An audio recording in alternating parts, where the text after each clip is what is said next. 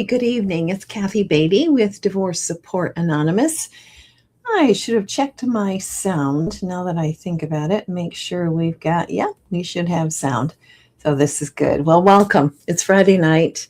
I like to jump into your life for just a few moments to help those of you who are going through or have gone through a divorce. So my name again is Kathy Beatty, and I have been working in the divorce world over 21 years. I'm a divorce coach and also a domestic mediator.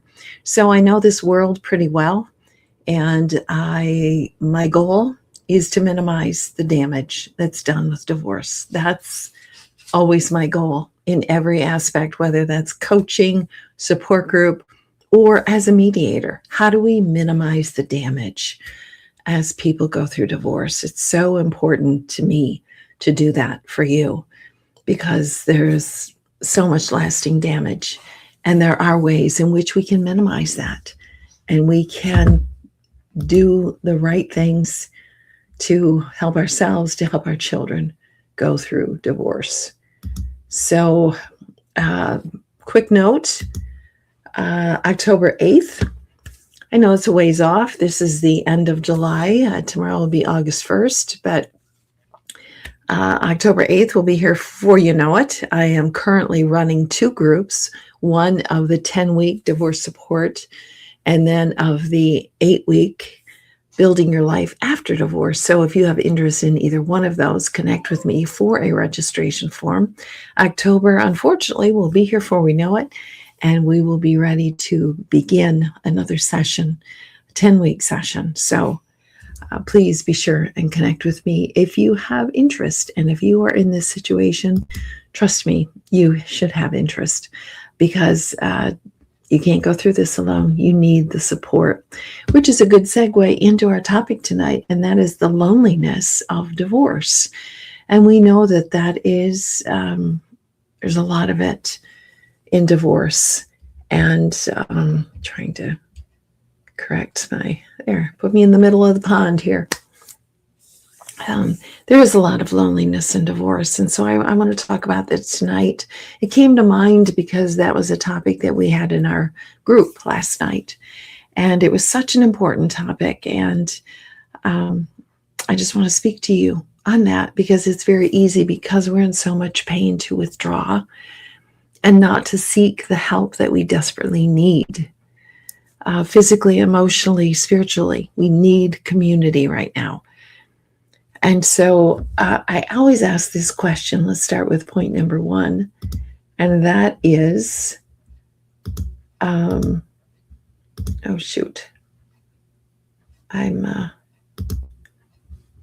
me find my clicker, or my timer was on.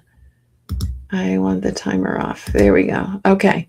The question that I ask of my group is this: how many of you were more lonely in your marriage than you are now? And just about every hand will raise, because many of us are lonely in our marriage, and certainly were at the end, because there was no connection.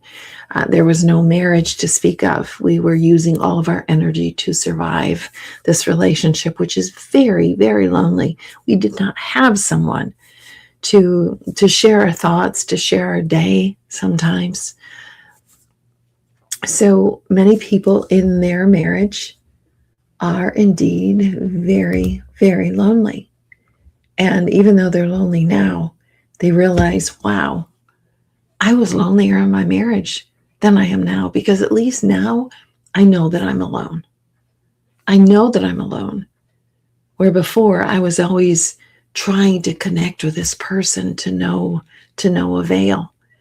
And that is incredibly lonely, to know someone's there and they won't connect with you.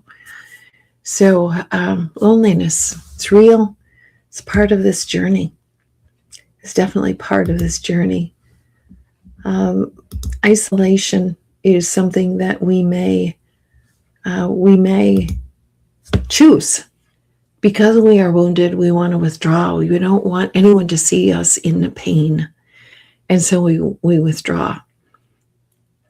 Isolation is very, very unhealthy. And I want to share with you a quote from Dr. Vivek Murthy, who was the U.S. Surgeon General in the past. And he made this quote, which I think is just so incredibly important. The most prevalent health issue in the country is not cancer or heart disease or obesity. It is isolation. Wow. The most prevalent health issue in this country is not cancer or heart disease or obesity. It is isolation. Isolation as we withdraw, which happens to many of us, because again, we don't want to be around people when we're in so much pain and we're going to fall into tears if someone speaks something to us.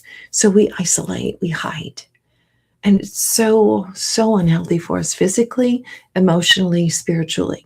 We were created for community. So if you are isolating, I just want to encourage you to seek the help that you need. Is it a support group? Is it to talk to a friend, to talk to a therapist, to talk with your physician? Perhaps during this time, you do need some short-term medication to help you through this trauma that you're going through. And that is not, there's nothing wrong with that for a period of time. Many people find it very helpful. So who do you need to talk to right now instead of isolating, instead of withdrawing, instead of suffering through this loneliness that you are dealing with? So number 3, which is actually has a few components to it, admit your loneliness. It's not a weakness to be lonely. It's not a weakness. So admit you are feeling lonely, like you are dealing with life all on your own and all alone. Even though you may have kids around you, may even have people around you, but you are incredibly lonely. Admit that you are lonely. Now, that's not going to resolve it, but it is going to help you get motivated to seek help. And then I want you to reach out to a friend. Who do you need to reach out to? Do you need to reach out to me? I'll chat with you for a while. Find a healthy community to be a part of. You know, as we were talking in the group last night, many mentioned some of them were dealing with their loneliness in a really healthy way, going to the gym, going to a coffee shop, just sitting there, just being around people and acknowledging people can help us not to be as lonely. So what are those action steps? Maybe it's just taking a walk, asking a friend to go on a walk with us just to change our brain chemistry. Joining a group. Maybe there's an interest like painting, art, singing, music, playing music, hiking. You know, there are meetup groups that are specifically for different interests. So you are going to have to, in this loneliness, be brave enough to step out